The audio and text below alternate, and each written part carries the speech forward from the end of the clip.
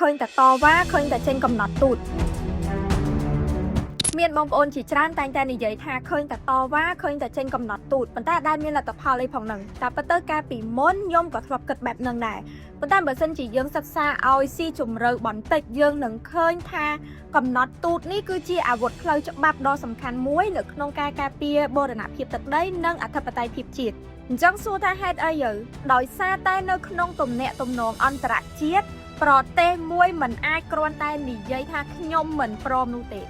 ប៉ុន្តែជាការចាំបាច់គឺត្រូវមានលិខិតជាផ្លូវការមានភស្តុតាងដើម្បីបញ្ជាក់ថាប្រទេសមួយនោះបានជំទាស់បានតវ៉ាហើយមិនទទួលស្គាល់នៅសកម្មភាពរបស់ភាគីម្ខាងទៀតការដែលរាជរដ្ឋាភិបាលកម្ពុជាតែងតែចេញកំណត់ទូតតវ៉ាជាបន្តបន្ទាប់តាមរយៈក្រសួងឬស្ថាប័នពាក់ព័ន្ធមិនមែនគ្រាន់តែជាការបញ្ចេញឬបង្ហាញកំហឹងនោះទេ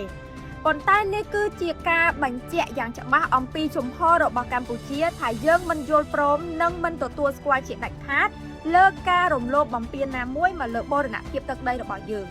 អ្វីដែលសំខាន់ជាងនេះទៅទៀតឯកសារតវ៉ាទាំងអស់នេះគឺជាឯកសារគតិយុត្តដ៏មានតម្លៃ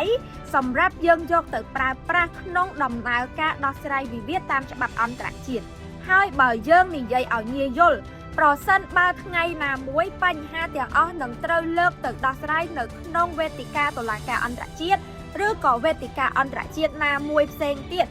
គឺចាំបាច់ណាស់ដែលគេនឹងត្រូវមើលថាតើប្រទេសដែលរងការឈានពានរំលោភបំពាននឹងធ្លាប់បានតវ៉ាឬអត់មានការបដិសេធជាផ្លូវការឬអត់ឬក៏នៅស្ងៀមស្ងាត់ពីព្រោះនៅក្នុងច្បាប់អន្តរជាតិពេលខ្លះភាពស្ងៀមស្ងាត់គឺអាចនឹងត្រូវគេបកស្រាយថាជាការយល់ព្រមដោយប្រយោលហេតុបែបនេះហើយបានជាការចេញនៅកំណត់ទូតឬការតវ៉ាគឺជារឿងចាំបាច់ដែលយើងត្រូវធ្វើជាក់ស្ដែងកាលពីថ្ងៃទី13ខែឧសភាឆ្នាំ2026នេះក្រសួងវប្បធម៌និងវិចិត្រសិល្បៈកម្ពុជាក៏បានចេញសេចក្តីថ្លែងការណ៍តវ៉ាយ៉ាងខ្លាំងហើយបដិសេធដាច់ខាតចំពោះការដែលនាយកដ្ឋានវិចិត្រសិល្បៈថៃបានចុះបញ្ជីប្រាសាទតាមាន់ប្រាសាទតាក្របីប្រាសាទខ្នាតនិងទីតាំងបុរាណស្ថានមួយចំនួនទៀតនៅក្នុងបញ្ជីជាតិបុរាណស្ថានរបស់ថៃដែលទីតាំងទាំងអស់នោះគឺស្ថិតនៅក្នុងដែនអធិបតេយ្យភាពកម្ពុជាហើយមិនមែនតែការតវ៉ានេះទេកន្លងមកកម្ពុជាយើងតែងតែបានចេញនៅលិខិតតវ៉ាជាច្រើនដែលនេះគឺបង្ហាញថាកម្ពុជាយើងមិនយល់ព្រមហើយមិនទទួលស្គាល់ជាដាច់ខាតចំពោះសកម្មភាពរបស់ពួកថៃការតវ៉ានេះមិនមែនជារឿងតូចតាចទេប៉ុន្តែនេះគឺជាកំណត់ត្រាប្រវត្តិសាស្ត្រជាកំណត់ហេតុដែលបញ្ជាក់ថាកម្ពុជាយើងមិនដែលយល់ព្រមហើយមិនទទួលស្គាល់ជាដាច់ខាតនៅការអះអាងទាំងអស់នោះអ្វីត្បិតតែយើងមើលមិនឃើញមានលទ្ធផលអីនៅពេលនេះក៏ពិតមែន